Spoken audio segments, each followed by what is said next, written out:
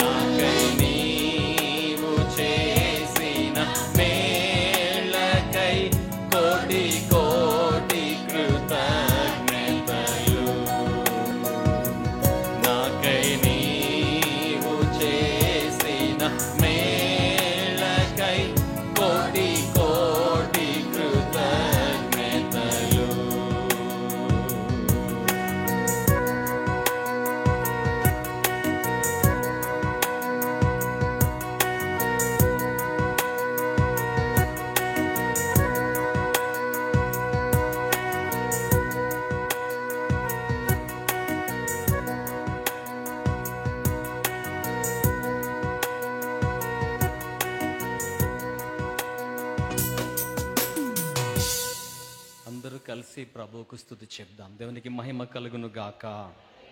సిలువ ధ్యాన కీర్తన, మనకి సుపరిచితమైన కీర్తన. భాసిల్యను సిలువలో పాపక్షమ, యేసు ప్రభో నీ దివ్యక్షమ. కలిసి పాడుతూ సిలువ ప్రేమను కీర్తిద్దాం. ఘనంగా పాడుతూ ఆయన నామానికి చెందవలసిన మహిమాన ఘనత ప్రభావాలను శ్రేష్టంగా శ్రేయస్కరంగా ఆయనకు ఆరోపించుదాం.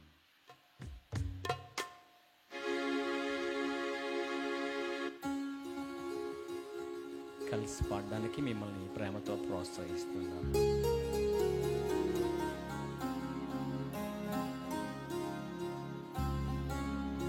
భాసిల్లేను సిలువలో పాపక్షమా, యేసు ప్రభోని దివ్యక్షమా. భాసిల్లేను సిలువలో పాపక్షమా.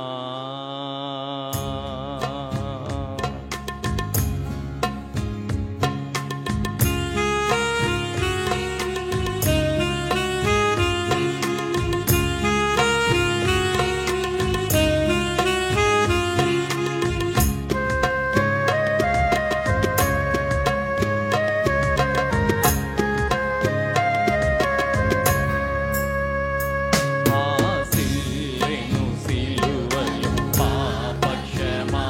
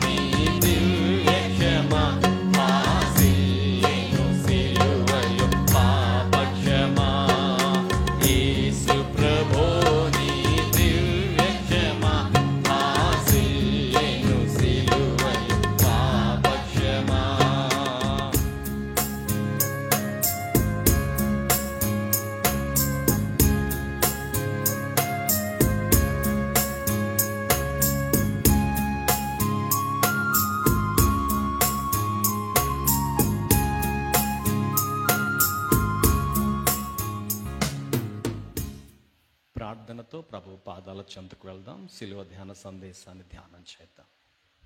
మహోన్నతుడా, మహాగణుడా, మహాపరిశుద్ధుడా, వందనాలు, కృతజ్ఞతాస్తుతి స్తోత్రాలతో సవినయంగా మేమందరం మీ పాదాల చెంతకు వస్తున్నాం. లేఖన ధ్యానం కోసమై మమ్మల్ని ఆయుత్తపరచండి. కృప కొరకే కృతజ్ఞతలు. యేసు నామములో స్తుతిస్తూ ప్రార్థన చేయించు ఉన్నాము తండ్రి.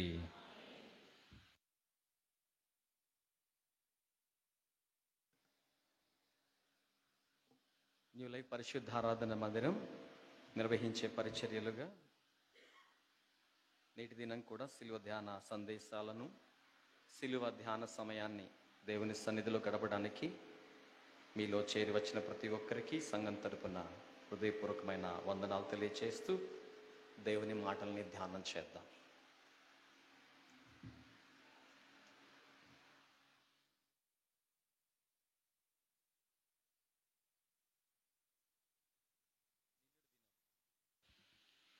నిన్నటి దినం ఉపవాసానికి సంబంధించి నేర్చుకోవడం మనం ప్రారంభించాం. ఈరోజు ఉపవాసానికి సంబంధించిన రెండవ పాఠాన్ని మనం నేర్చుకోబోతున్నాం. ఉపవాసం చేయడం ద్వారా ప్రభు మనకు సంకల్పించిన దైవికమైన ప్రసన్నతలు 4 లేఖనంలో నుంచి నేను మీకు పరిచయం చేస్తాను. సందర్భం వాక్యానుసారంగా దేవుని యొక్క మాటలు ధ్యానం చేస్తున్నప్పుడు ప్రతి మాట మన కోసమే అన్నట్టుగా తీసుకోవడం మనకెంతో ఆశీర్వాదకరంగా ఉంటుందని మీలో ఆలకిస్తున్న ప్రతి ఒక్కరికి మనవి చేస్తూ ధ్యానంలోకి నాతో పాటు మిమ్మలను ప్రేమతో ఆహ్వానిస్తున్నాను. లేఖనాన్ని ధ్యానం చేద్దాం.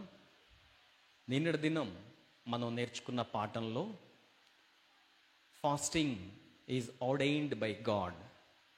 ఉపవాసము దేవుని ద్వారా నియమించబడింది అని నేర్చుకున్నాం. తదుపరి ఫాస్టింగ్ ఈజ్ ఎ మస్ట్, నిత్యమైన కట్టడ అనే సందర్భంలో నుంచి అది నిశ్చయంగా మనం దేవుని ద్వారా పొందిన ఓ దైవికమైన పరిచర్యగా, మరింకొక మాటలో ఒక ఆజ్ఞగా తీసుకొని పాటించాల్సిన ఆవశ్యకత ఉంది అనే సంగతులు నేర్చుకున్నాం. మూడవదిగా దేవుని యొక్క సన్నిధిలో ప్రభు పాదాల చెంత సమయం గడపడానికి వచ్చిన ప్రతి పర్యాయం ఫాస్టింగ్ అండ్ ప్రిన్సిపల్స్, ఉపవాసము దానికి సంబంధించిన నియమావళి ధ్యానం చేశాం, నేర్చుకున్నాం. ఈ రోజున లేఖనానుసారమైన ఉపవాసానికి దేవుడు 4 దైవికమైన తన ఆశీర్వాద ప్రసన్నతలను సంకల్పించారు. వాటిని ధ్యానం చేద్దాం. ప్రభు మనందరితో మాట్లాడును గాక. మొదటిది, శుభప్రదమైన ఆరంభానికి, శుభప్రదమైన కొనసాగింపుకు, శుభప్రదమైన ముగింపుకు ఉపవాసాన్ని దేవుని భక్తులు ఏర్పరచుకున్నారు. లేఖనం చదువుతూ ఉన్నాను. ఎజ్రా గ్రంథం 8వ అధ్యాయం 21వ వచనం. ఎజ్రా గ్రంథం 8వ అధ్యాయం 21వ వచనం. అప్పుడు దేవుని సన్నిధిని మిమ్మును దుఃఖపరచుకొని, లేక మమ్మును దుఃఖపరచుకొని, మాకును మా చిన్నవారికిని మా ఆస్తికిని శుభ ప్రయాణము కలుగునట్లుగా ఆయనను వేడుకొనుటకు అహావా నది దగ్గర ఉపవాసముండుడని ప్రకటించితిని. శ్రద్ధగా దేవుని యొక్క వాక్యాన్ని వింటూ ఉన్న దేవుని ప్రియులరా, సందర్భం చారిత్రాత్మకమైన సందర్భం. ఈ సందర్భాన్ని మీ అవగాహనలోకి తీసుకురావడం కోసం నేను 3 భాగాలుగా మీరు పదాలు ఉపయోగిస్తాను. మొదటి పదం కాంటెక్స్ట్, చదువుకున్న లేఖనం యొక్క సందర్భం ఏంటి. రెండవ పదం కంటెంట్, చదువుకున్న లేఖన భాగంలో ఉన్న సత్యం, సంగతి ఏంటి. మూడవది కమిట్మెంట్, ఇందులో నుంచి మనం ఏ సమర్పణ చేసుకోవచ్చు. నంబర్ 1 కాంటెక్స్ట్, సందర్భం మనకు అర్థం కావాలి. సందర్భం ఏంటంటే ఇది చారిత్రాత్మకమైన ఘట్టం. This is very much historic. అషూరియుల సామ్రాజ్యం తరువాత బబులోను వారి పరిపాలన, కల్దీయుల పరిపాలన 128 సంస్థానాలకు పైచిలుకు ప్రపంచ దేశాలను తన ఆధిపత్యములో ఉంచుకొని కొనసాగించింది.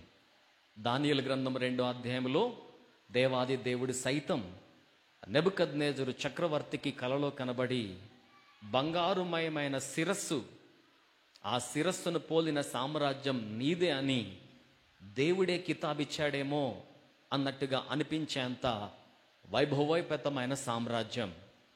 క్రీస్తు పూర్వం 520 కాలానికి సామ్రాజ్యానికి పూర్తిగా ముగింపు వచ్చేసి తదుపరి సామ్రాజ్యాలైన మీడో పర్షియన్ ఎంపైర్స్ వచ్చాయి, మాదియా పారసీక సామ్రాజ్యాలు వచ్చాయి. బబులోను సామ్రాజ్యంలో రాజైన నెబుకద్నెజరు గొప్ప చక్రవర్తి. దానియేలు గ్రంథం 5వ అధ్యాయంలో తదుపరి బెల్షజరు మనకు కనబడతాడు. మాదీయుల పారసీకుల సామ్రాజ్యంలో మాదీయుడు దర్యావేష్, డేరియస్. పారసీక సామ్రాజ్యంలో బైబిల్లో మనకు అవసరమైన ధ్యానం కోసం సైరస్, కోరేషు మనకు కనబడతాడు. కోరేషు ఏలుబడి కాలం ఆరంభమయ్యేసరికి దర్యావేషు ఆరంభ కాలం, పరిపాలనా కాలం ముగింపుకు వచ్చేసరికి అప్పటికి యూదా ప్రజలు, ఇజ్రాయేల్ ప్రజలు, దేవుని ప్రజలు బాబిలోనియన్ ఎక్సైల్కి చెరకు వచ్చి 70 సంవత్సరాల కాలం పూర్తయిపోతోంది. తత్ఫలితంగా దానియేలు గ్రంథం 9వ అధ్యాయంలో దానియేలు దేవునికి మొరపెట్టాడు, ప్రభువా, ఇర్మియా ద్వారా నువ్వు సెలవిచ్చిన ప్రవచనం ప్రకారం చెరకాలం, బాబిలోనియన్ క్యాప్టివిటీ ముగిసిపోతుందయ్యా, మమ్మల్ని మా ప్రజలను తిరిగి మరలా మా దేశానికి పంపించండి అని ప్రార్థన చేసినట్లుగా లేఖనం మనకు చెప్తోంది. అఫ్కోర్స్ ఆ ప్రార్థనను పారసిక సామ్రాజ్యాధినేతగా, అపవాది దూతగా జవాబును అడ్డుకున్నట్లుగా మనం చూడగలుగుతాం. కానీ దేవుడు తన దూతను మైకల్ని పంపించి అడ్డుకున్న అపవాదిని ఓడించి ప్రార్థన యొక్క జవాబును దానియేలు యొద్దకు పంపించి ఆ దూతతో పలికించిన మొదటి మాట, దానియేలు, నీవు బహుప్రియుడవు, అందుచేత నేను నీ యొద్దకు పంపబడ్డాను అంటాడు. ప్రార్థనకు జవాబును ఉటంకించక మునిపే ప్రార్థనకు తన జీవితాన్ని సమర్పించుకున్న వ్యక్తిగా కనబడే దానియేలును అభినందిస్తూ, నీవు బహుప్రియుడవు, అందుకే నీ యొద్దకు దేవుడు నన్ను స్వయంగా పంపించాడు అన్నట్టుగా దూతతో, గబ్రియేలుతో దానియేలు సంభాషణ మనం గమనించగలుగుతాం. ఈ చరిత్రను మీకు ఎందుకు గుర్తు చేశానంటే, the context of the scripture is very much located here. సందర్భం, లేఖన సందర్భం ఇక్కడే ఉంది. కోరేష్ రాజు దేవుని ప్రజలైన వారిని పంపించడానికి సంకల్పించాడు. దేవుని ప్రజలైన వారు వెళ్ళడానికి సమాయత్తమయ్యారు. అయితే లక్షల మంది దేవుని ప్రజలు, పిల్లలు, పశు సంపద, వారి కలిగి ఉన్న ఆస్తి, లేకపోతే వెండి బంగారాలు, అన్ని చరాస్తులే, ఇవన్నీ తీసుకుని వారి దేశం వెళ్ళిపోవాలి, యూదయ ప్రాంతం వెళ్ళిపోవాలి. ఒక చిన్న ప్రయాణానికి మనం ఎంతో సిద్ధపడతాం కదా. 70 సంవత్సరాల చెర తర్వాత లక్షల మంది ప్రజలు పరుల సామ్రాజ్యాన్ని విడిచిపెట్టి వారి స్వస్థలానికి వెళ్ళబోతున్నారు. ఒకవైపున సంభ్రమ, ఆశ్చర్యాలు, సంతోషం, మరొక వైపున సవాలు సైతమైన పరిస్థితులు ఎదురవుతూ ఉన్నాయి. ఈ పరిస్థితుల్లో సవాలు సైతమైన పరిస్థితులను ఎదుర్కొని అధిగమించి వారి గమ్యాన్ని వారు చేరుకోవడం కోసం వారు అనుకున్నారు, మా ప్రయాణం శుభప్రదం కావాలి, మా సంకల్పం శుభప్రదం కావాలి. కనుక ఏం చేద్దామంటే, అహావా అనే నది దగ్గర మనమందరం కలిసి ఉపవాసం ఉండి ప్రార్థన చేద్దాం అనుకున్నారు. అందరూ కలిసి చక్కగా హస్తాలు పైకి చాపి ఘనంగా దేవునికి స్తోత్రాలు చెల్లిద్దాం. శుభప్రదమైన ఆరంభం కోసం ఉపవాస ప్రార్థన, శుభప్రదమైన కొనసాగింపు కోసం ఉపవాస ప్రార్థన. ఈ సందర్భంలో శుభప్రదమైన ఆరంభం, కొనసాగింపు కోసం ఉపవాస ప్రార్థనైనా మరింకేదైనా ఆల్టర్నేటివ్స్ లేవా అంటే ఉంటాయి, ఉండొచ్చు. ఉండడం కూడా దైవ చిత్తానికి విరుద్ధమేమీ కాదు. ప్రార్థిస్తున్న వ్యక్తుల యొక్క హృదయ విధానాన్ని ఇక్కడ మనం గుర్తించాలి. అందుకోసం మరి ఒక లేఖన భాగాన్ని నేను మీకోసం చదవడానికి ఇష్టపడుతున్నాను. ఎజ్రా గ్రంథం 8వ అధ్యాయం 22వ వచనం. ఎజ్రా గ్రంథం 8వ అధ్యాయం 22వ వచనం. మేలు కలుగజేయుటకై ఆయనను ఆశ్రయించు వారికందరికీ మా దేవుని హస్తము తోడుగా ఉండును గాని. ఈ ప్రజలు బయలుదేరొచ్చే ముందు పారసీక సామ్రాజ్యాధినేత కింగ్ సైరస్కు ఒక మాట చెప్పొచ్చారు. ఆ మాట చెప్పడం వెనకాల ఉన్న వారి హృదయాన్ని ఇప్పుడు మనం చూస్తాం. మా దేవుని హస్తం వారికి తోడుగా ఉంటుంది. ఎవరికి? మేలు కలుగజేయుటకై ఆయనను ఆశ్రయించు వారికి. తదుపరి మాట, కానీ ఆయన హస్తము, ఆయన ఉగ్రత ఆయనను విసర్జించు వారందరి మీదకి వచ్చునని మేము రాజుతో చెప్పి ఉంటిమి. తమ దేవుని గురించి వైరాగ్యంగా, బలంగా, ఘనంగా, చాలా విలువగా ఘనమైన ప్రకటన, స్టేట్మెంట్ సైరస్ రాజు ముందు చెప్పారు. వీరు చెప్పిన వీరికి మా ప్రయాణం శుభప్రదం కావడానికి మీ సహాయం కావాలి అని అడిగే అవకాశం ఉండే ఉంటుంది. కానీ వారి హృదయాలు ఎలా ఉన్నాయో చక్కగా వేదిక మీద చూస్తూ ఈ లేఖన భాగం చదవండి. నాతో పాటుగా మీ పరిశుద్ధ గ్రంథాల్లో గమనించి చదవడానికి ప్రయత్నం చేయండి. గనుక మార్గమందున శత్రువుల విషయమై మాకు సహాయము చేయనట్లు కాల్బలం, గ్రౌండ్ ఫోర్స్, రౌతులు, చారియట్స్ రాజునొద్ద కావాలనని మనవి చేయుటకు వారికి షేమ్గా అనిపించిందట. మా దేవుని గురించి ఇంత ఘనంగా మేము చెప్పాం. This is what the great statements we made regarding hour God. మా దేవుని గురించి ఇంత గొప్ప ప్రకటన చేశాం. 70 సంవత్సరాల చెర విడిపించాడని, తిరిగి మరలా నడిపిస్తాడని, మేలు కలుగజేయడం కోసం ఆయన ఆశ్రయించే వారికి తోడుగా ఉంటాడని, విరుద్ధంగా విసర్జించే వారికి ఆయన హస్తం వ్యతిరేక్తంగా ఉంటుందని చెప్పాం కదా. అలాంటి మేము మళ్ళా ఆయన దగ్గర ఏం చేయజాపం? అలాంటి మేము మరలా ఆయన దగ్గర ప్లీజ్ అండి, మీ హెల్ప్ మాకు కావాలండి, మీ గ్రౌండ్ ఫోర్సు, మీ చారియట్స్ మాకు సెక్యూరిటీగా రావాలండి అని అడగడానికి వారికి సిగ్గుగా తోచిందట. తీక్షణంగా వినండి. అభిమానం ఉంటుంది. సెల్ఫ్ రెస్పెక్ట్ అనే మాట చాలా విలువైంది. సెల్ఫ్ రెస్పెక్ట్ ఉండాలి. ఎంతవరకు ఉండాలి? మన స్థాయి వరకు ఉండాలి. మన స్థాయిని మించి ఉన్న self respect is equal to pride. మన స్థాయికి మించిన స్వాభిమానం అతిశయం అవుతుంది, లేక గర్వం అవుతుంది. మన స్థాయి కంటే తక్కువ స్వాభిమానం మనకెప్పుడు కూడా క్షేమం. స్థాయికి మించిన స్వాభిమానం it will come under the category of ego. అది అహం అనే స్థాయి కిందకు వస్తుంది. స్థాయితో సరిసమానమైన స్వాభిమానం మనిషి యొక్క విలువను ఇంకా ఇనుమడింప చేస్తుంది. వెరసి వీళ్ళ స్థాయి ఏంటి? వీళ్ళు చెరకు వచ్చిన బానిసలు వంటి వారు. మరి వారి స్థాయి పెరిగిందా? పెరగడం కాదు. రాజు దగ్గర తమ దేవుని గురించి ఘనంగా చెప్పారు. ఎంతమంది చేతులు పైకిచ్చారు? ఘనంగా స్తోత్రం చెల్లిస్తారండి? మంచిగా స్తోత్రం చెప్పండి. హల్లెలూయా. మా దేవుని గురించి చెప్పాం గనుక మా దేవుడు మాకు సహాయం చేయాలి. కనుక రాజా, నువ్వు సహాయం చేయగలవు, నువ్వు చేస్తానన్నావు, విడిపించావు, ఆర్థికంగా హెల్ప్ చేస్తానన్నావు, ఫైన్. ఇంకా నిన్ను సహాయం అడగడానికి మాకు షేమ్గా అనిపిస్తోంది. So we don't want to go for any alternatives. Is it not will of God for us to go for an alternative? మరొక పర్యవసానానికి వెళ్ళడం దేవుని చిత్తం కాదా? ఖచ్చితంగా దేవుని చిత్తమే. అయితే అది దేవునికి మించినదై ఉండకూడదు. దేవునికి మించినదై ఉండకూడదు. అది ఇక్కడ మనం నేర్చుకుంటున్నాం. కనుక వారు ఎంపిక చేసుకున్న మార్గం ఏంటంటే, ఆ చక్కని మాట మీకు చదువు వినిపించాలనిపిస్తుంది. నాతో పాటు ఈ మాట మీరు కూడా చదవండి. ఎజ్రా గ్రంథం 2వ అధ్యాయం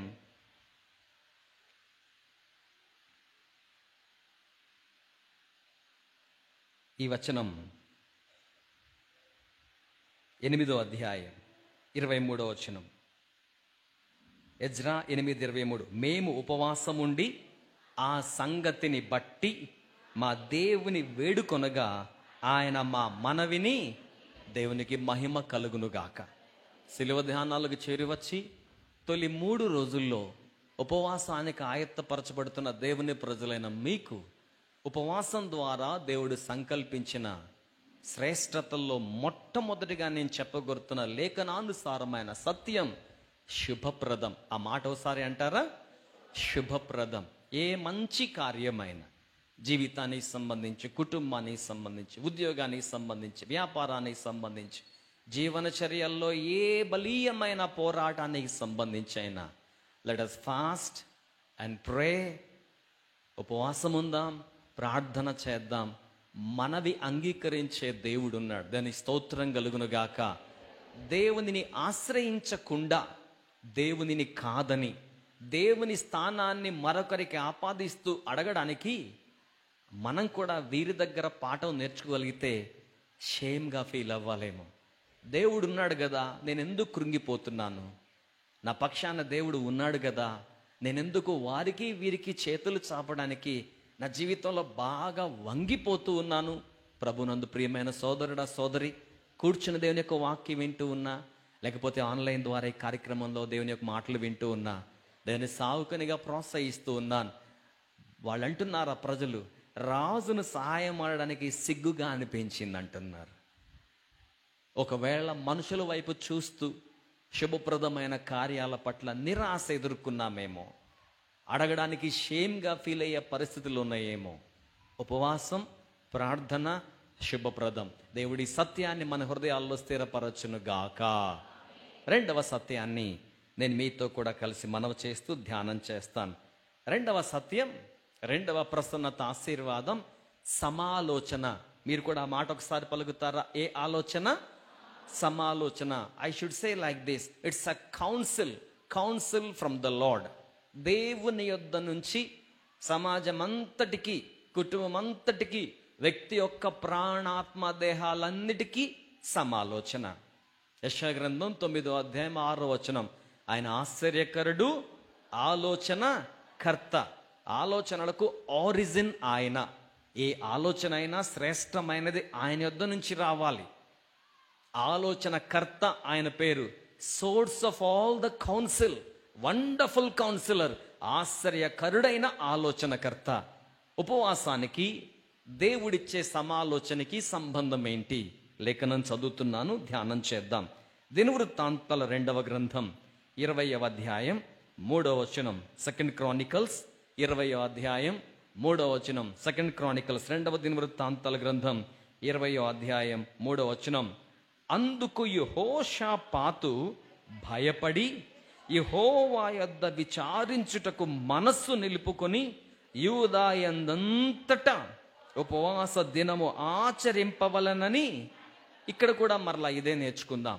context, content and then our commitment.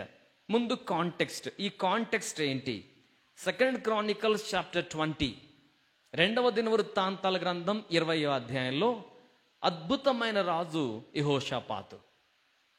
చివరి దినాల్లో అహజ్యాతో స్నేహం చేసి నష్టపోయాడు, దేవుని చిత్తాన్ని కాలదనని వాడయ్యాడు. కానీ అద్భుతమైన రాజు యెహోషాపాతు.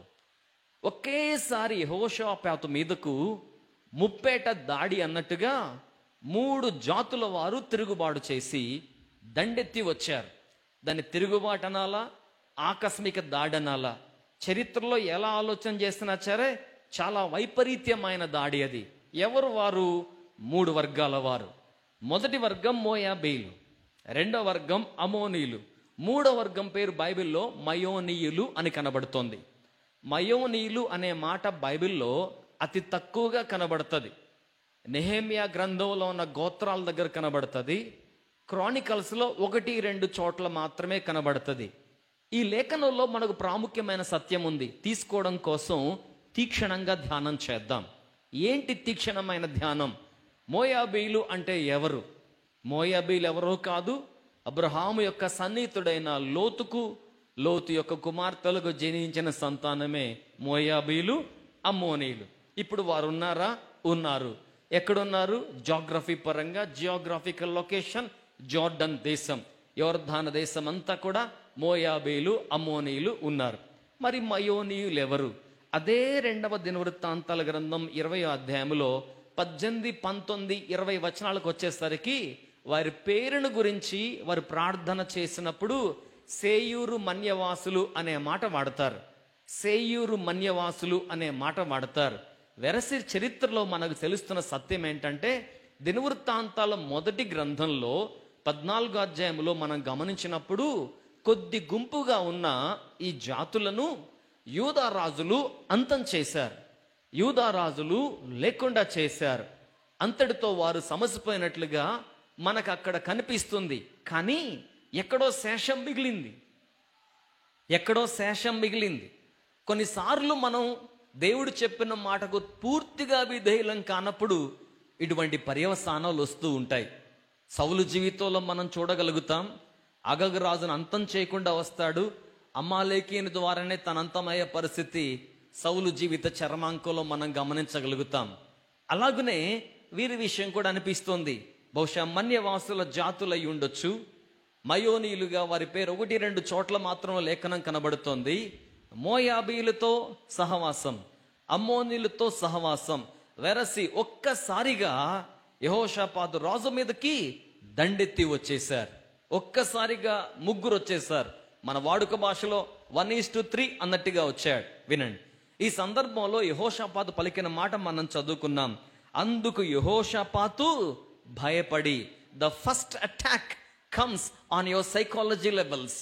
మొదటి దాడి మనసు మీద, రెండవ దాడి ఆత్మ మీద, మూడవ దాడి భౌతికంగా. చాలా సందర్భాల్లో మానసికంగా ఓడిపోతే ఆత్మీయంగా ఎదుర్కోవడానికి పరిశుద్ధాత్ముడు సహాయం చేస్తాడు.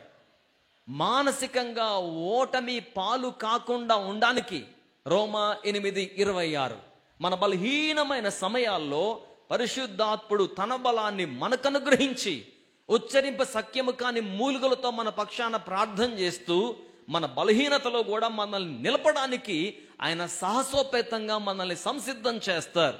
ఒకవేళ మానసిక ఇంటెలెక్చువల్ స్ట్రెంగ్త్ లెవెల్స్ ఒకవేళ బాగా తగ్గిపోయినా పడిపోయినా పరిశుద్ధాత్ముడు మన ఆత్మతో అనుసంధానమై మనల్ని బలపరుస్తాడు. ఈ 2 విషయాల్లో ఓడిపోకుండా దాడి భౌతిక దశ వరకు రాదు.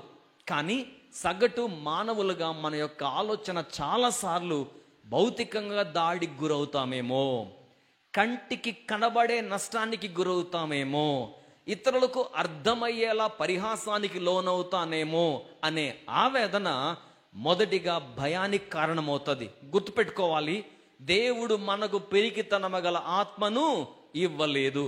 భయము న్యాచురల్, పిరికితనము అపవాది యొక్క ప్రేరితమైనది. నేను పదాలని స్పష్టంగా మీతో ముచ్చటిస్తున్నాను. భయము ప్రతి మనిషికి ఉంటుంది. ఎంతటి వాడికైనా ఇంటలెక్చువల్ ఏరియాలో కానీ, ఎమోషనల్ ఏరియాలో కానీ, ఫిజికల్ ఏరియాలో కానీ, స్పిరిచువల్ ఏరియాలో కానీ, ఫైనాన్షియల్ రిలంలో కానీ ఒక్కొక్క వ్యక్తి ఒక్కొక్క కోణంలో ఖచ్చితంగా భయపడడానికి అవకాశం ఉంటుంది. కానీ పిరికితనం అంటే ఏంటో తెలుసా? నీ వెనకాల ఉన్న నీ దేవుణ్ణి గుర్తెరగకుండా చేయడం ద్వారా, నీకున్న పైనుండి వచ్చే సహాయాన్ని కనుమరుగు చేయడం ద్వారా, నీలో పెంపొందింప చేయడానికి అపవాది వాడుకున్న ఆయుధానికి వచ్చే బలీయమైన ప్రతిఫలమే పిరికితనం. టిమిడిటీ పిరికితనం. నా వెనకాల ఎవ్వరూ లేరు అనేది పిరికితనం. నా వెనకాల ప్రభువు ఉన్నాడు అనేది విశ్వాసం. ప్రభువు ఉన్నాడు గనక నేను ముందుకు వెళ్ళగలుగుతాను అనేది ధైర్యం. భయం వాస్తవం, భయం వాస్తవం, భయం అనేది వాస్తవం, అభూత కల్పన కాదు. కానీ పిరికితనం అనేది అపవాది ప్రేరేపిస్తాడు. సరే, యెహోషాపాతు ఏమంటున్నా అంటే మేం భయపడ్డాం. సైకలాజికల్ అటాక్, మానసికమైన దాడి. నా వల్ల కాదు కదా, నేను గెలవలేను కదా, వాళ్ళు ముగ్గురు కదా, నేను ఒక్కడనే ఉన్నాను కదా. యెహోషాపాతు చేసిన పని ఏంటో తెలుసా? ఆ ప్రాంగణమంతా, ఆ ప్రాకారమంతా, ఆ ప్రజా సమూహాలందరికీ సమాచారం పంపించాడు. మనమందరం ఉపవాసం ఉండి ప్రార్థన చేద్దామని. ఎంతమంది దేవుని స్తోత్రం చెప్తున్నారు? మనమందరూ ఉపవాసం ఉండి ప్రార్థన చేద్దామని అన్నాడు. ప్రజలందరూ ఉపవాసం ఉండి ప్రార్థన చేశారు. ప్రజలందరూ ఉపవాసం ఉండి ప్రార్థన చేశారు. వినండి, దేవుడు వారికి జయాన్ని ఇచ్చాడు అనే మాట కంటే నేను ఇక్కడ వాడదలుచుకున్న లేఖనం ప్రోత్సహిస్తున్న మాట, విజయానికి ముందు సమాలోచన ఇచ్చాడు, కౌన్సిల్ ఇచ్చాడు. వారిలో ఒక ప్రవక్తను లేపుకున్నాడు. ఆ ప్రవక్త ద్వారా ప్రభువు మాట్లాడుతున్నాడు. మీరు భయపడకండి. నేను చదువుతాను, మీరు కూడా ఒక్కసారి మీ పరిశుద్ధ గ్రంథాలు ఈ సందర్భం వైపు తీయగలిగితే అక్షర సత్యమైన శ్రేష్ఠ సత్య లేఖనాల ధ్యానాన్ని మన హృదయ లోతుల్లోకి తీసుకోవడానికి మనకు మంచి అవకాశంగా ఉంటుంది.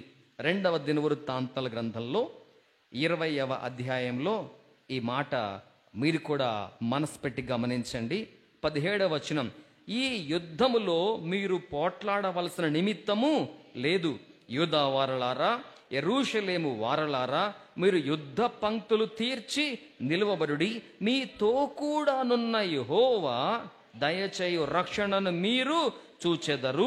భయపడకుడి, జడియకుడి, రేపు వారి మీదికి పోవుడి, యెహోవా మీతో కూడా ఉండును.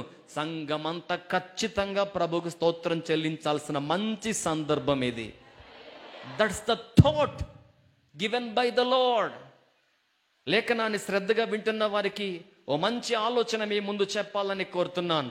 Hour God is a God who initiates a wonderful thoughts. అద్భుతమైన ఆలోచనలను మన కోసం ఉద్భవింపచేసే దేవుడు ఆయన. మీరు ఎప్పుడన్నా యోసేపు గురించి ఆలోచన చేస్తే, యోసేపు బానిసగా ఈజిప్ట్కి అమ్మబడ్డాడు, బానిసగా వెళ్ళాడు. యోసేపు వెళ్ళిన విధానంలో దేవుని ఆలోచన అగమ్య గోచరం.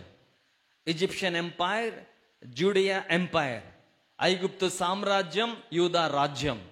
వెళ్ళి అక్కడ రాజుగా కావాలంటే రెండు possibilities. 1 is through blood line, రక్త సంబంధం ద్వారా వారి కడుపును పుడితే అక్కడ రాజు అవడానికి అవకాశం. 2వ పాసిబిలిటీ బ్లడ్ షెడ్, రక్తపాతం ద్వారా జయించి అక్కడ రాజు అవ్వాలి. Human possibilities 2. 1 is through blood line or else the other one is blood shed. రక్తపాతం ద్వారానన్నా రాజు కావాలి, రక్త సంబంధం ద్వారానన్నా రాజు కావాలి. దేవుడు 2 ఎంపిక చేసుకోలేదు, బానిసగా తీసుకెళ్లి రాజుగా చేశాడు. Hour God is a God of thoughts. మన దేవుడు ఆలోచనను గ్రహించే దేవుడు. బాగా వింటున్నారు కదా మీరు, ఆన్లైన్ ద్వారా కానీ ఆఫ్లైన్ ద్వారా కానీ ఇన్ని వందల మంది ఆలయం నుంచి చేరొచ్చారే. చాలా సందర్భాల్లో మన జీవితాల్లో ఏం చెయ్యాలో తోచదు. What to do now? ఇప్పుడు ఏం చేయాలి? ఆర్థికంగా ఏం చేయాలి? ఆరోగ్యపరంగా ఏం చేయాలి? మానసికంగా ఏం చేయాలి? బాంధవ్యాల విషయాల్లో ఏం చేయాలి? కాంపిటీషన్ విషయంలో ఏం చేయాలి? సుపీరియర్స్ విషయంలో ఏం చేయాలి? సబార్డినేట్స్ విషయంలో ఏం చేయాలి? టెక్నికల్గా ఏం చేయాలి? డ్రైవ్ చేస్తున్నాం, ట్రాఫిక్లో వెళ్తున్నాం, all of sudden traffic tight అవుతూ ఉంది, ఏం చేయాలి? ప్రతి క్షణం కూడా ఏం చెయ్యాలి, ఏం చెయ్యాలి, ఏం చెయ్యాలి, ఏం చేస్తే సాఫల్యత వస్తుంది, ఏం చేస్తే ముందుకు వెళ్ళగలం, ఏం చెయ్యాలి అనే సమస్య రాగానే, ఏమీ చేయలేని పరిస్థితి మన కళ్ళ ముందుకు రాగానే ఏమీ తోచదు. యెహోషాపాతు అదే అంటున్నాడు. దేవుని ఆలోచన వేరు, మన ఆలోచన అల్పం. ఇంకొక ఎగ్జాంపుల్ చెప్తా జోసెఫ్ జీవితంలో నుంచి. జోసెఫ్ ఆ దేశానికి వెళ్ళాడు, రాజు అయ్యాడు. రాజు కింద సెకండ్ ఇన్ హై కమాండ్, రాజుగారు ఉంగరానికి పరిమితం. యోసేపు పరిపాలన బాధ్యతలు మోస్తూ ఉన్నాడు. దేవుడు ఆయనకి ఎంత ఆలోచన ఇచ్చాడంటే 4 మాటల్లో చెప్తాను చూడండి. ఫుడ్ గ్రోయింగ్ టెక్నాలజీ దేవుడు నేర్పించాడు ఆయనకి. ఐగుప్తులో గతములో పండని పంట, గతములో పండని స్థాయిలో పంట పండించాడు. It's all the thought that is given by the Lord. ఇక్కడ కూర్చొని ఇంతమంది దేవుని మాటలు వింటున్నారు కదా, ఒక ఐడియా మీ జీవితాన్ని మార్చేస్తుంది అన్నట్టుగా మనం వింటూ ఉంటాం కదా. If that idea comes from God almighty, ఆ ఆలోచన గనక సర్వశక్తి గల దేవుని యొద్ద నుంచి వస్తే, biblically we call it as revolution. వాక్యానుసారం ఆ మాటను మనం ప్రత్యక్షత అంటాం. If it is given by the Lord, ప్రభువే గనక ఆ ఆలోచన ఇస్తే, ఐగుప్తు సేద్య జ్ఞాన సంపదను మించి కరువు రాకముందు అధికంగా పంట పండించడానికి కావాల్సిన ఆలోచన దేవుడు యోసేపుకు అనుగ్రహించాడు. 2వ మాట చెప్పనా, పండించిన ఆహారాన్ని నిల్వ ఉంచడానికి కావాల్సిన ఆలోచన దేవుడు ఆయనకి ఇచ్చాడు. ఫుడ్ ప్రిజర్వేషన్ టెక్నాలజీ, ఆహారాన్ని నిల్వ ఉంచే ఆలోచన దేవుడు ఆయనకి ఇచ్చాడు. మాత్రమే కాదు, ఫుడ్ డిస్ట్రిబ్యూషన్ టెక్నాలజీ, ఆహారాన్ని ఎవ్వరు ఆకలి బాధతో కరువులో చనిపోకుండా ప్రజలందరికీ పంచగలిగే ఆలోచన ఒక్కడికి ఇచ్చాడు ప్రభు. ఒక్క మనిషి దేవుని దగ్గర ఆలోచన తీసుకుంటే పంట పండించాడు, పంటను దాచాడు, పంటను పంపిణీ చేశాడు. కరువు యొక్క క్రూషియల్ పాయింట్లో ఫైనాన్షియల్ ఇన్ఫ్లేషన్ వచ్చేస్తోంది, ఆర్థిక ద్రవ్యోల్బణం కలుగుతోంది, మాదక ద్రవ్యాల నిల్వలు పడిపోతూ ఉన్నాయి, ఆహార నిల్వలు పడిపోతూ ఉన్నాయి. యోసేపు ఏం చేశారు తెలుసా? God gave him a financial model. ఆర్థిక ఆలోచన దేవుడానికి ఇచ్చాడు. రాజు కోసం స్వాస్థ్య సంపదగా దేశంలో భూములను సంపాదించాడు. కరువు ఒక పక్క, దేవుడిచ్చిన ఆలోచన ఒక పక్క. పరాయి దేశాల వాళ్ళు అన్నం కోసం వీరి దగ్గరకు వచ్చారు. ఒక్క ఆలోచన దేవుడిస్తే, ఒక్క దర్శనం దేవుడిస్తే, ఒక్క ప్రవచన వాక్కు దేవుడిస్తే, ఒక్క మాట దేవుని దగ్గర నుండి తీసుకోగలిగితే, ఎంత క్రూషియల్ టైం అయినా, ఎంత క్రైసిస్ అయినా సరే, if the thought is given by you the wonderful counsellor, ఆశ్చర్యకరుడైన ఆలోచనకర్త ద్వారా అది మనకు అనుగ్రహించబడినట్లయితే, we can face any amount of crisis. ఎంత భయానకమైన పరిస్థితినైనా ఎదుర్కోగలుగుతాం. చక్కగా చేతులు పైకి చాప దేవునికి స్తుతి మహిమ ఘనత ప్రభావాలు సమర్పించుదాం. ఎక్కడి నుంచి వస్తుందా ఆలోచన? ఎక్కడి నుంచి వస్తుందా ఆలోచన? 3 సామ్రాజ్యాలు మూకుమ్మడిగా దాడి చేస్తున్నాడు. ఒక్క ప్రవక్తను లేపాడు. ఈ సందర్భంలోనే యెహోషాపాతు బయలుదేరి అంటాడు, దేవుని ప్రజలారా, దేవుని ప్రవక్తలను నమ్మండి అంటాడు. నేను మనిషిని హెచ్చించడం లేదు, ప్రవక్తల్ని నమ్మాలి, ప్రవక్తల్ని నమ్మాలి. కృతార్థులగుదురు అంటే పాస్ అవుతారు అని అర్థం, సాఫల్యత పొందుకుంటారు అని అర్థం. ప్రవక్తల్ని నమ్మాలి, ప్రవచనాల్ని నమ్మాలి. అఫ్ కోర్స్ దేవుని యొక్క వాక్యాన్ని మించిన ప్రవచనం మరొకటి లేదు, యేసుని మించిన ప్రవక్త మరొకడు లేడు, లేఖనాన్ని మించిన దైవ వాక్య ప్రత్యక్షతను మించిన ప్రత్యక్షత వేరొకటి ఏది కూడా లేదు. నమ్మాలి. దేవుడు వారికి చక్కని సమాలోచన ఇచ్చాడు. ఏంటా సమాలోచన? 4 మాటలు. భయపడొద్దు. 2వ మాట, పంక్తులు తీరండి. 3వ మాట, యుద్ధానికి వెళ్ళండి. 4వ మాట, యుద్ధం నేను చేస్తాను, మీరు నిలబడి చూడండి. This is the council that was given by the lord. దేవుడిచ్చిన ఆలోచన ఇది. ఇది దేవుడిచ్చిన ఆలోచన. దేవుని ఆలోచనలో కపటం ఉండదు, దేవుని ఆలోచనలో బ్యాక్ బైటింగ్ ఉండదు, దేవుని ఆలోచనలో షార్ట్ కట్స్ ఉండవు, దేవుని ఆలోచనలో డొంకదారి ఉండదు, దేవుని ఆలోచనలో కుయుక్తి పన్నాగాలు ఉండవు. దేవుని ఆలోచన, దేవుని ఆలోచన, the council from almighty, the council from lord God almighty, the counsel that was given by you, by the author of counsel, the wonderful counselor. మీరు లెగవండి, భయపడబాకండి. మీరు పంక్తులు తీరండి, get ready in lines, in క్యూలో లైన్ కాల్, పంక్తులుగా నిలబడండి. 3వది, వెళ్ళండి, వెళ్ళండి, వెళ్ళకుండా బాకండి, వెళ్ళండి, కానీ చేయబాకండి, చూడండి. అయ్యా చెయ్యకపోతే లెగవడం ఎందుకు? లైన్గా నుంచోవడం ఎందుకు? యుద్ధ భూమి దాకా వెళ్ళడం ఎందుకు? వీళ్ళని సోమరోళ్ళు అంటాం. These are lazy people. I'm sorry to tell you, I literally hate lazy people. నా సంగతి మీకు అవసరం లేదు కదా, ఎందుకు చెప్పాను ఈ మాట? Even God hates laziness. Being lethargic is nothing but sin అని నేను అనుకుంటాను లేఖన ఆధారంగా. సోమరితనం abomination, a kind of abomination to the Lord. సోమరితనం యెహోవాకు హేయం. సోమరి చేమల యుద్ధకు వెళ్ళుము అన్నాడు. ఎందుకంటే సోమరితనాన్ని వదిలించుకోవాలని. యుద్ధం నేను చేస్తాను, జయము నేను ఇస్తాను, ఫలితాన్ని మీరు కళ్ళారా చూస్తారు. మరి మీరేం చేయాలి? The counsel of the Lord says, rise up, stand up and form in a line. Go to the battlefield. లెగవాలి ధైర్యంగా, పంక్తులు తిరిగి నిలబడాలి క్రమంగా, యుద్ధ భూమికి వెళ్ళాలి కార్యోన్ముఖంగా. అప్పుడు దేవుడు పనిచేస్తాడు. This is the counsel of the lord. ఉపవాసం ఉండి ప్రార్థన చేసినప్పుడు ఇలాంటి కౌన్సిల్ దేవుడు ఇస్తాడు. దానికి స్తోత్రం కలుగును గాక. పాయింట్ 3, 3వ అంశాన్ని ధ్యానం చేద్దాం. 3వ అంశాన్ని ఎలా చెప్తానంటే సానుకూలత. ఆ మాట అందరూ ఒకసారి పలుకుతారా? బాగా చెప్పండి. సానుకూలత. మొదటి మాట, దేవుడు మనకి ఏమనుగ్రహిస్తారు? శుభప్రదం. 2వది సమాలోచన.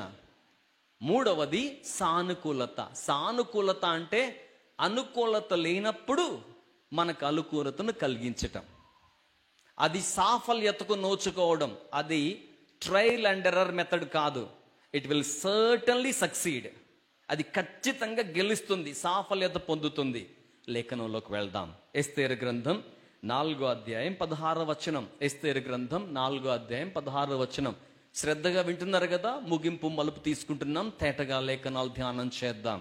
ఎస్తేరు గ్రంథం 4:16. నీవు పోయి శూషను నందు కనబడిన యూదులందరినీ సమాజ మందిరమునకు సమకూర్చి నా నిమిత్తం ఉపవాసముండి 3 దినములు అన్నపానములు చేయకుండుడి. నేనును నా పనికెత్తులను కూడా ఉపవాసముందము. ప్రవేశించుట న్యాయ వ్యతిరేక్తముగా ఉన్నను. ఇది అననుకూలత. There is no way, there is no possibility. అక్కడ అవకాశం లేదు, సాధ్యమయ్యే పరిస్థితులు లేవు. అననుకూలత.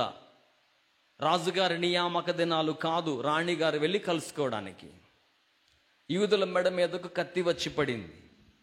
హామాను ఆగ్రహంతో వేగవంతంగా భయంకరంగా యూదుల్ని చంపివేయడానికి శాసనాలు సంసిద్ధం చేస్తున్నాడు.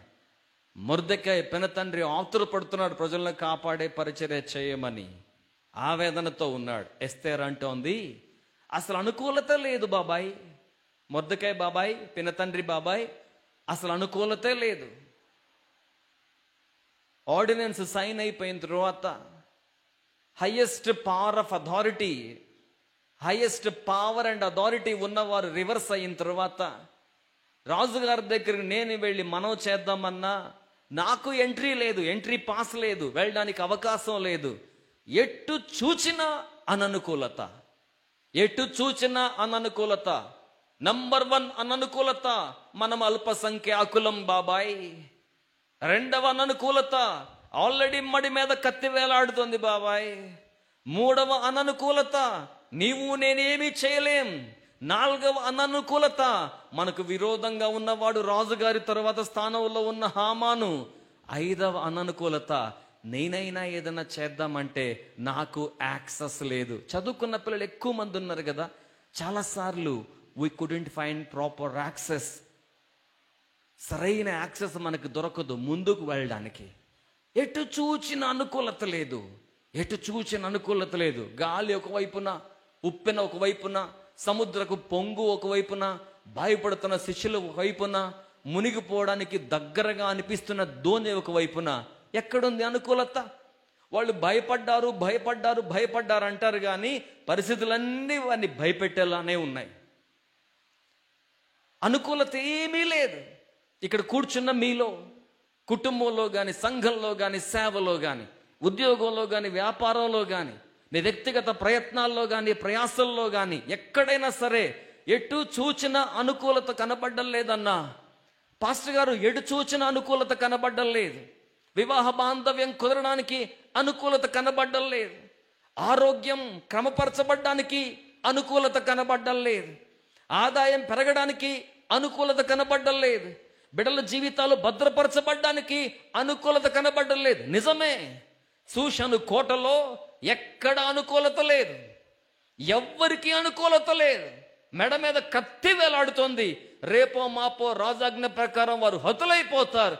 అనుకూలతే లేని సమయంలో ఎస్తేరు చేసిన పని, మీరు నా కోసం ఉపవాసం ఉండి ప్రార్థన చేయండి.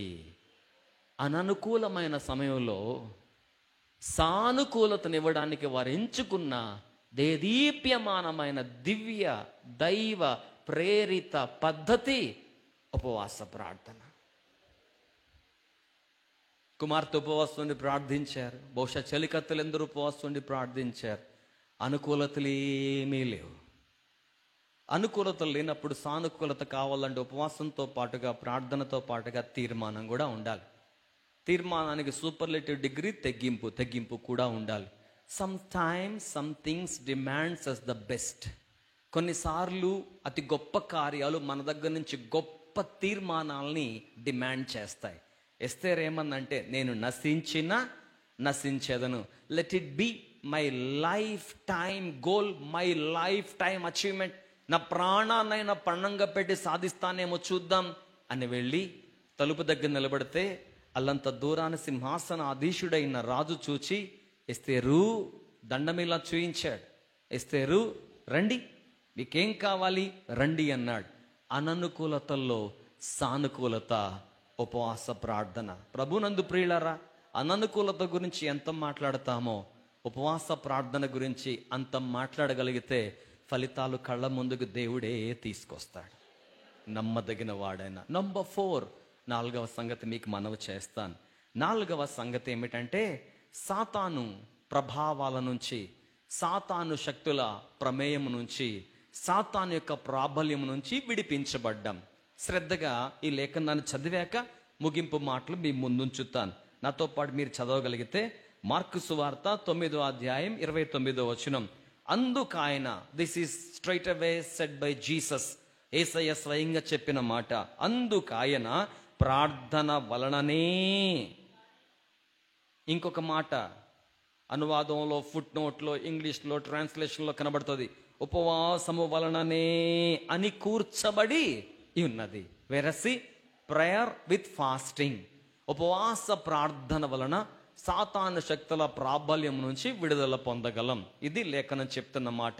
వేదిక వైపు తీక్షణంగా చూస్తూ ఆఖరి 5 నిమిషాలు బహుతేటగా వినండి.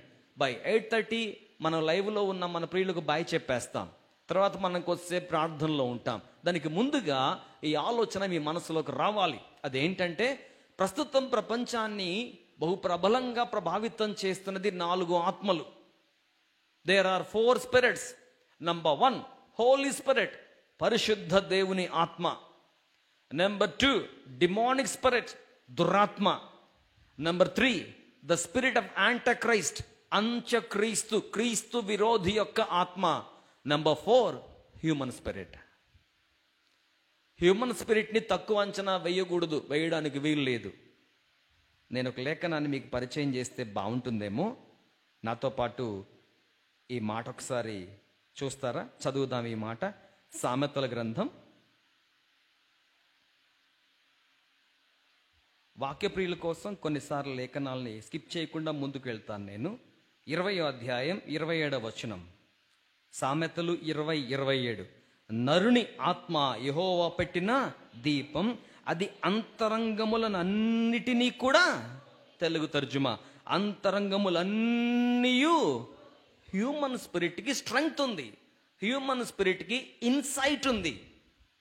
దాన్ని కొంతమంది వ్యాపార దృక్పథంతో, దాన్ని కొంతమంది ప్రలోభ పెట్టడానికి వాడుకునేవారు ఉంటారు.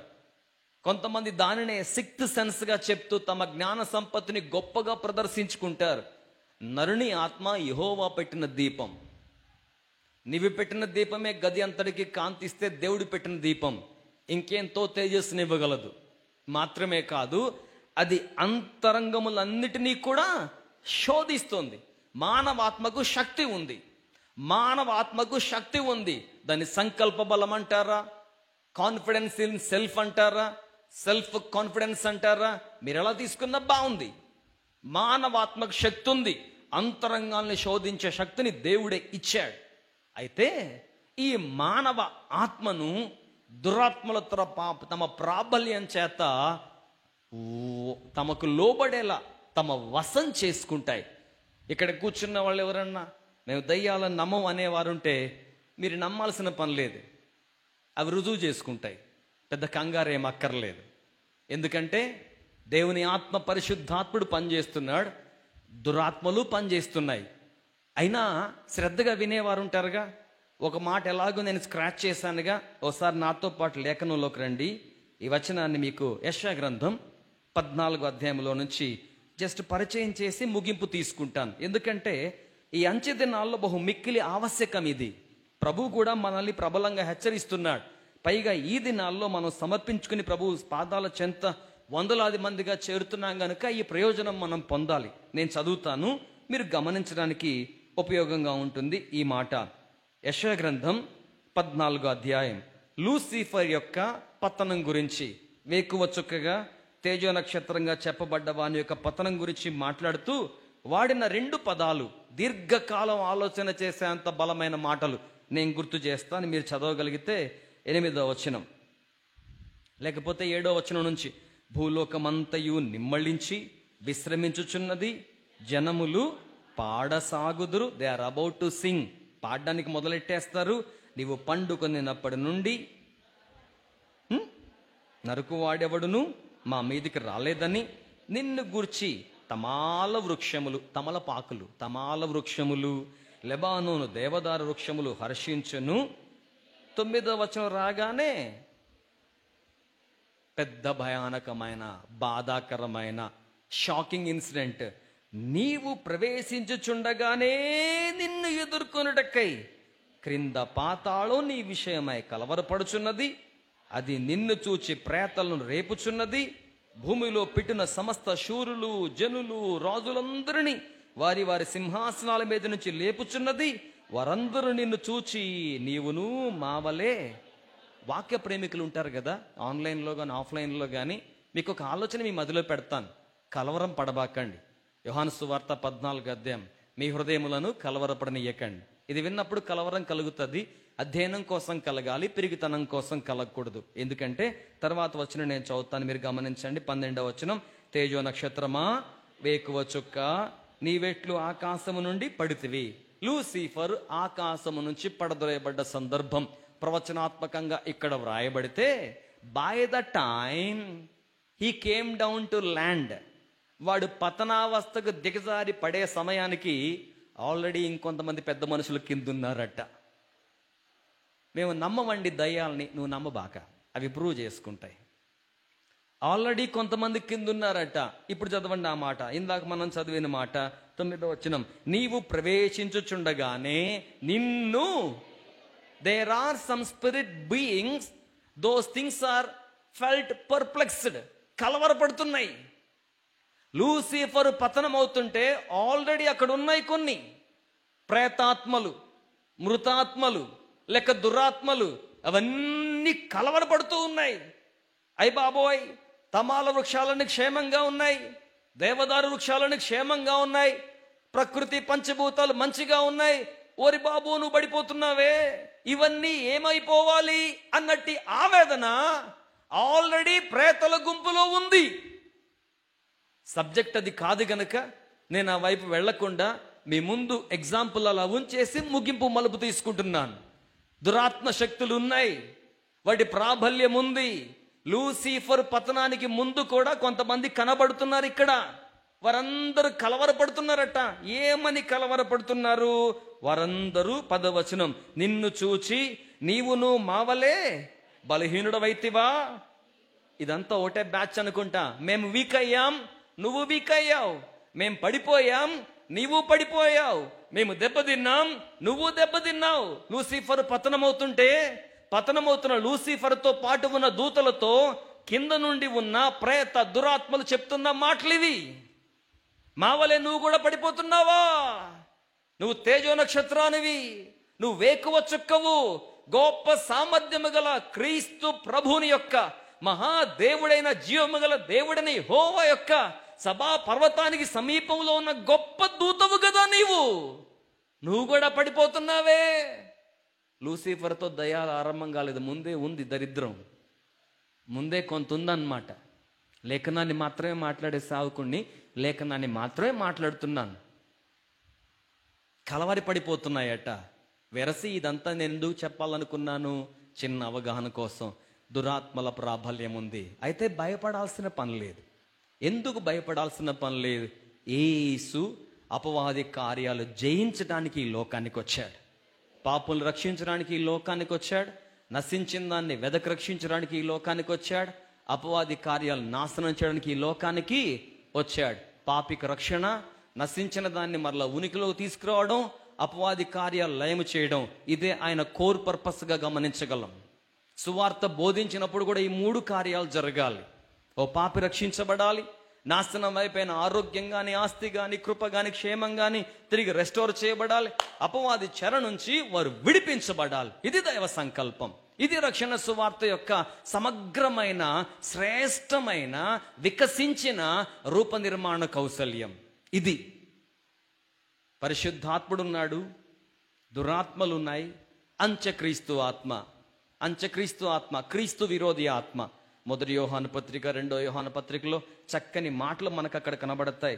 ఆన్లైన్లో ఉన్నవారు కూడా వింటున్నారు కనుక నేను ఒక మాట చదువుకుని ముందుకు వెళ్తాను. మొదటి యోహాను పత్రిక 2వ అధ్యాయం 18వ వచనం, చిన్న పిల్లలారా, ఇది కడవరి గడియ, క్రీస్తు విరోధి వచ్చునని వింటిరి కదా, ఇప్పుడును అనేకులైన క్రీస్తు విరోధులు బయలుదేరి ఉన్నారు. ఇది కడవరి గడియ అని దేని ద్వారా? ఎవరండి క్రీస్తు విరోధి? మొదటి యోహాను 2:22, యేసు క్రీస్తు కాడని చెప్పువాడు తప్ప ఎవడు అబద్ధికుడు. సో క్రీస్తు కాడని చెప్పేవాడే క్రీస్తు విరోధి. That's what we call the spirit of anti Christ, క్రీస్తుకు విరోధమైన ఆత్మ. వీరిని ఎలా గుర్తించవచ్చు? సులభంగా గుర్తించవచ్చు. నా మాట 2వ పేతురు పత్రిక 3వ అధ్యాయం 3వ వచనం, 2వ పేతురు పత్రిక 3వ అధ్యాయం 3వ వచనం, అంత్య దినములలో అపహాసకులు అపహసించుచు వచ్చి తమ స్వకీయ దురాశల చొప్పున, అపహాసకులు, వాగ్వాదాలు, వ్యంగ్య వ్యాఖ్యానాలు, దేవుని ప్రజల ముందు, దేవుని వేదిక మీద, బలిపీఠం అని అంటారు, వేదిక అని అంటారు, పోడియం అంటారు, దేవుని సన్నిధి అంటారు, దైవ సింహాసనం అంటారు, పులిపీఠం అంటారు, ఎవరి పేర్లు వాళ్ళు పిలుస్తారు. సరే, ఇక్కడ నిలబడ్డందుకు తగ్గ భాష అన్న ఉండొద్దా? ఇక్కడ నిలబడ్డందుకు తగ్గ ప్రవర్తన అన్న ఉండొద్దా? ఇక్కడ నిలబడ్డందుకు తగిన వాక్యానుసారమైన జీవన విధానం ఉండొద్దా? ఇక్కడ నిలబడ్డందుకు తగిన క్యారెక్టర్ సపోర్ట్ ఉండొద్దా? ఏమీ ఉండవు. 4 అపహాస్యాలు, 4 చెడ్డ మాటలు, 4 పౌరుషాలు, 4 అరుపులు, 4 కేకలు, 4 గెంతుల ఆటలు. That's it. అపహాసకులు మరొకరిని అపహసిస్తారు, దేవుని కూడా అపహసిస్తారు. అపహాస్యం వారి జీవితాల్లో అంతర్లీనంగా ఉండిపోద్ది. These are the people, those are filled by the spirit of antichrist. వీళ్ళు క్రీస్తుకే విరోధులు. వీళ్ళు యేసయ్యలో పొరపాట్లు చెప్పమంటే పట్టి రాసుకొస్తారు ఈ మేధావులు. అభిషక్తులు వినియోగించబడుతూ దేవుని సేవలో ఘనంగా వాడబడుతున్న వారు ఎవరైనా కనబడితే వారు దేవుళ్ళు కాదుగా, వారు మనుషులేగా, వారికి రక్త మాంసాలు ఉంటాయిగా. అది గమనించరు. వారిలో తప్పులు పట్టి రాసుకొస్తారు. దేవుని చేత వినియోగించబడుతున్న వారిని విమర్శించడం, అపహాస్యం చేయడం, వ్యంగ్య వాగ్బాణాలు విసరడం వారి అలవాట్లు. Spirit of antichrist. ఎందుకు ఇదంతా చెప్పాల్సి వస్తుంది? కాంటెక్స్ట్ ని క్లియర్ చేయడం కోసం. ఇప్పుడు కంటెంట్ లోకి వెళ్దాం. ఏమిటా కంటెంట్? తాబోరు కొండ, మౌంట్ తాబోర్ చాలా బాగుంటది. ఆ ఏరియాలో ఎత్తైన పర్వతం అదే. రూపాంతరం జరిగింది అక్కడ. దిగొస్తున్నారు పేతురు, యోహాను, యాకోబు, యేసయ్య దిగొస్తున్నారు. క్రింద కొంతమంది ఉన్నారు. ఓ తండ్రి తన బిడ్డను తీసుకొచ్చాడు బాధపడుతూ ఉంటే. వానికి దురాత్మ ప్రభావంతో వాడు బాధపడుతూ ఉన్నాడు. వీరు పరిచర్య చేశారు. ఆ దురాత్మ పోలేదు. ఈలో యేసుక్రీస్తు ప్రభువుల వారు వచ్చారు. వాళ్ళ తండ్రి అన్నాడు, నాకు ఈ మాట జీవితంలో సేవలు ఎప్పుడు సవాలుగా ఉంటుంది, నాకు ఇష్టమైన మాట. వాళ్ళ తండ్రి యేసు ప్రభుతో చెప్పాడు, అయ్యా సమస్య, ఆవేదన, బాధ, నా కన్న కొడుకు ప్రాణం పోయే పరిస్థితి, నిప్పుల్లో నీళ్ళలో పడుతున్నాడు, నీ శిష్యుల దగ్గర తీసుకొచ్చాను, వాళ్ళకి చేత కాలేదు అన్నాడు. నాకు ఈ మాట చాలా కష్టం. చేత కాలేదు అన్నాడు. చేత కాకపోవడం కూడా కొంతమందికి సరదా అయిపోయింది. చేత కాలేదు అన్నాడు. శిష్యులు ఆ మాట చాలా విలువగా తీసుకున్నారు. నేను ఎలా చెప్పాలి? బలంగా తీసుకున్నారు. ఎందుకంటానో చివరిలో చెప్తాను. అప్పుడు యేసుప్రభు ఉండి పరిచర్య చేశారు, ప్రార్థన చేస్తారు, గద్దించాడు. దురాత్మ వెళ్ళిపోయింది, వాడు సేవ్ అయ్యాడు. చేత కాలేదనే మాట ఆ శిష్యుల మధ్యలో మ్రోగుతా ఉంది. వాళ్ళ ప్రైవేట్ ప్లేస్కి వచ్చారు, వాళ్ళ ప్రైవసీకి వచ్చారు. యేసుబాబు చుట్టూరు కూర్చున్నారు. అయ్యా ఒక మాట అడగాలి ప్రభువా. ఏంటయ్యా? అడగండి. శిష్యుల్లో నాకు నచ్చిన మంచి అలవాటు, మా నాన్నగారు పాస్టర్స్ ప్రభుదాస్ గారు తరచుగా నేర్పిన అలవాటు, ఏదైనా చేత కాకపోతే తెలియకపోతే అడిగి నేర్చుకోవాలి అని. కొంతమందికి ఇగో, అడగరు. ఎవరైనా చెప్తే నేర్చుకుందాం, లేకపోతే లేదు. అడగకపోతే అమ్మన్నం పెట్టదంటారు కదా, అమ్మ సంగతి కదా. అడగకపోతే ఏసై కూడా ఇస్తాను అనలేదు. అడుగుడి మీకు. అడగడానికి చిన్నతనం అక్కర్లేదు. ప్రార్థనలో మోకరించడానికి చిన్నతనం అక్కర్లేదు. ప్రభువుని అభ్యర్థించడానికి చిన్నతనం అక్కర్లేదు. కొన్నిసార్లు మన ఇగో చాలా డ్యామేజ్ చేస్తుంది, మన అహం చాలా డ్యామేజ్ చేస్తుంది. అది ఇగో అని అయితే మనం దాన్ని కలర్ పేపర్ వేసి సెల్ఫ్ రెస్పెక్ట్ అని పెట్టుకుంటాం, స్వాభిమానం అనుకుంటాం. నీ ఆశీర్వాదాన్ని ఆటంకపరిచేది స్వాభిమానమైన ఈగో అయినా బెటర్ టు క్విట్ ఇట్. దాన్ని విడిచిపెట్టడం మంచిది. యేసయ్యా మాకెందుకు జరగలేదు. వాళ్ళు అడిగిన మాట తెలుగు తర్జుమా, అది మా వల్ల ఎందుకు కాలేదు. అందరి ముందు వాళ్ళ నాన్న అన్నాడు, మీకు చేత కాలేదన్నాడు. అది మాకెందుకు చేత కాలేదు ప్రభువా. ప్రభు ఎంత గొప్ప దేవుడో, ప్రేమ పూర్ణుడు. అయ్యా, ఇలాంటివి చేత అవ్వాలంటే ఉపవాసం, ప్రార్థన, ఉపవాసం, ప్రార్థన, ఉపవాసం, ప్రార్థన. మీ జీవితంలో చేతకానివి ఏమైనా ఉన్నాయా? ఆ మాట అనడానికి, అనుకోవడానికి అహం అడ్డొస్తోందా? నా మట్టుకు నాకు ఫెయిల్యూర్స్ ఉన్నాయి. కొంతమంది జీవితాల మీద గురి పెట్టాను, దైవికంగా ఆత్మీయంగా పెంపొందింప చేద్దామని. I miserably failed. నేను మాట్లాడుతున్న మాటలు ఆన్ రికార్డ్గా ఉంటాయి, అయినా సిగ్గుపడకుండా చెప్తున్నాను. I failed. పాట నేర్పడంలో ఫెయిల్ అయిన సందర్భాలు ఉన్నాయి, క్యారెక్టర్ నేర్పడంలో ఫెయిల్ అయిన సందర్భాలు ఉన్నాయి. సంఘ సేవ పరిచర్య వరకు మాట్లాడుకుంటే I have my own failures. సిగ్గుపడాల్సిన పని లేదు. We are common human being. మనం అనన్య సామాన్యమైన మనుషులు మాత్రమే. మనకు అపజయాలు ఉంటాయి. అయితే మనకు ఒక మార్గం ఉంది. ప్రభు దగ్గరికి వెళ్ళి, నా వల్ల ఎందుకు కాలేదు, నేను ఎందుకు ఓడిపోయాను, నా వల్ల ఎందుకు కాలేదు. ప్రభు చెప్తున్న జవాబు ఉపవాసం ఉండి ప్రార్థన. ఉపవాసం ఉండి, ఇందాక చెప్తూ వచ్చాను కదా, భయంకరమైన వికృతమైన అపవాది సామ్రాజ్యం వాయుమండల సమూహాల రూపంలో, దురాత్మల శక్తుల ప్రాబల్యాల రూపంలో పనిచేస్తూ ఉండగా, కొంతమంది మాలాటి పాస్టర్లు, మాలాటి అనకూడదు, నాకు అసహ్యం వేస్తుంది, ఏమనుకోబాకండే, ఏదో అపవాది దురాత్మల చేత బాధపడుతున్న వారి చేత షోలు చేపిస్తూ ఉంటారు, గిమ్మిక్కులు చేపిస్తూ ఉంటారు. ద ప్యాటర్న్ ఆఫ్ జీసస్, యేసయ్య వాటిని మాట్లాడించలేదు, యేసయ్య వాడిని నోరెత్తనివ్వలేదు. దురాత్మ ప్రభావితంతో ఉన్నవారు ఉన్నారంటే రావాల్సింది కామెడీ కాదు, కంపాషన్, కనికరం రావాలి. ఇంత మంచి తల్లిని ఒక దురాత్మ పెట్టి బాధ పెడుతుందే, ఇంత మంచి ఆడపిల్లని ఒక దురాత్మ ఇబ్బంది పెడుతుందే అనే కనికరం గనక అభిషక్తుడైన దేవుని సేవకుని గుండెల్లో ఉప్పొంగితే దేవుని ఆత్మచేత నింపబడ్డ సేవకుడైతే ప్రక్క కంటికి ప్రక్క మనిషికి శబ్దం రాకుండా వారి ఘనతను కాపాడుతూ దురాత్మను వెళ్ళగొట్టి వేస్తారు. నేను లేఖనం మాత్రమే మాట్లాడుతున్నాను. పూర్వ దినాల్లో ప్రజలకు అర్థం కావడానికి దేవుని సేవకులు పరిచర్య చూపించుంటారు. తమ వెనకాల పరిచర్య చేస్తున్న వారికి పరిచర్య నేర్పించుంటారు, పేరు చెప్పించుంటారు, వెళ్ళిపోమని చెప్పుంటారు.